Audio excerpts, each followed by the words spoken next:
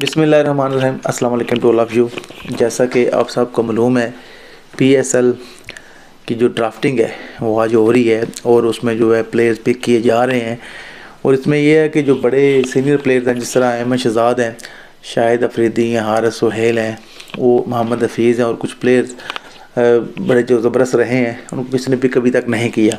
तो बात करने का मेरा मकसद ये है, देखिए ऐसा होता है कि कुछ प्लेयर पिक किए जाते हैं, कुछ नहीं किए जाते, चीज़ें साथ साथ चलती रहती हैं। बाज़ का देखा गया कि बड़े अच्छे प्लेयर को पिक नहीं किया जाता, तो बाज़ कुछ प्लेयर हैं जिनका टाइम ख़त्म हो चुका है, 40+ हैं, तो अगर इनको पिक नहीं भी किया जाता तो मेरे हाल में कोई इतना इशू नहीं है, वो अपनी क्रिकेट खेल चुके हैं।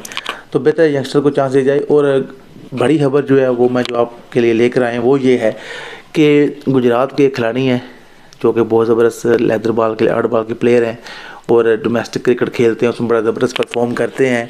वह कोई भी फॉर्मेट हो, T20 हो, टेस्ट हो या ODI हो, तो बड़े ज़बरदस्त परफॉर्मर है, कंसिस्टेंट परफॉर्मर है।